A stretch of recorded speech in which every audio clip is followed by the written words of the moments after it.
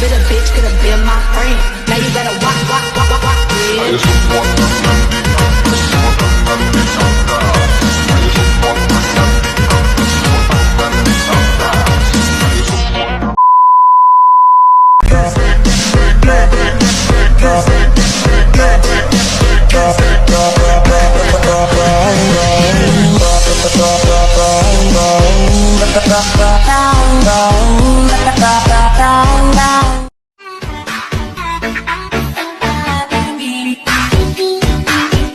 Abraham Maslow, seorang teoretikus yang banyak memberi inspirasi dalam teori kepribadian pada tahun 1908 sampai 1970. Ia juga seorang psikolog yang berasal dari Amerika dan menjadi pelopor aliran psikologi humanistik. Ia terkenal dengan teorinya tentang hierarki kebutuhan manusia.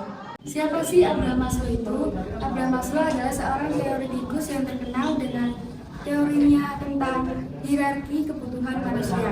Ia lahir di Brooklyn, New York pada tanggal 1 April 1908. Ia adalah seorang Yahudi yang tumbuh di lingkungan yang mayoritasnya adalah non-Yahudi. Pada masa kecilnya, ia lebih dikenal sebagai anak yang tidak berkembang dibanding anak yang lainnya.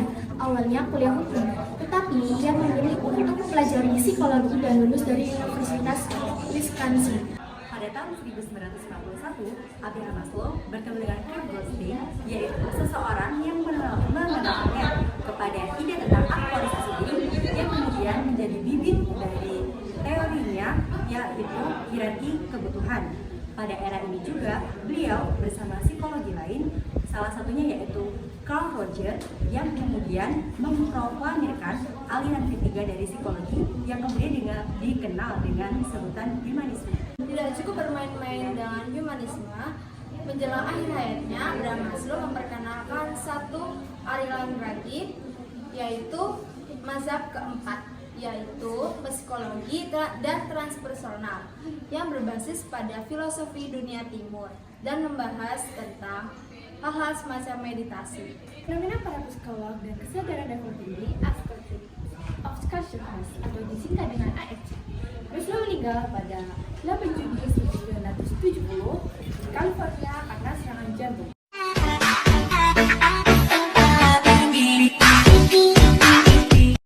Abraham Maslow adalah pelopor yang dikenal dengan aliran psikologi humanistik. Teori yang sangat dikenal adalah hierarchy of needs atau hierarki kebutuhan. Pengalaman hidup dan kehidupan keluarganya memberi pengaruh atas gagasan-gagasan psikologisnya. Psikolog humanis percaya bahwa setiap orang memiliki keinginan yang kuat untuk merealisasikan potensi-potensi dalam dirinya untuk mencapai tingkatan aktualisasi diri, untuk membuktikan bahwa manusia tidak hanya bereaksi terhadap situasi yang terjadi, tetapi untuk mencapai sesuatu yang lebih. Maslow mempelajari seseorang dengan kondisi mental yang sehat. Hal ini menggambarkan bahwa manusia baru dapat mengalami puncak pengalamannya saat manusia tersebut dapat selaras dengan dirinya sendiri dan sekitarnya. Pada tahun 1970, Maslow aktualisasi diri menjadi dua bagian. Yang pertama, kebutuhan kognitif, dan yang kedua adalah kebutuhan estetika.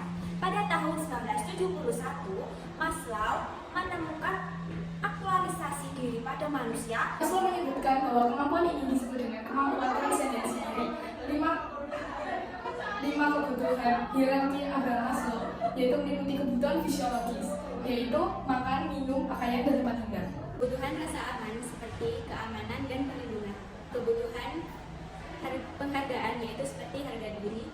Kebutuhan sosial yaitu seperti bersosialisasi, penerimaan, dan persahabatan. Dan terakhir, kebutuhan aktualisasi diri yaitu meningkatkan dan mengembangkan potensi dan kemampuan. Kebutuhan. Menurut Maslow, meta kebutuhan untuk mengaktualisasikan diri terdiri dari 6. Yang pertama adalah kebenaran, yang kedua kebaikan, yang ketiga keindahan atau estetika, yang keempat kesatuan atau keseluruhan, yang kelima adalah dikotomi transendensi, dan yang keenam adalah berkehidupan. Jika berbagai meta kehidupan tidak terpenuhi, maka akan terjadi metapatologi seperti apatisme, putus asa, keterasingan, kehilangan selera humor, dan sebagainya.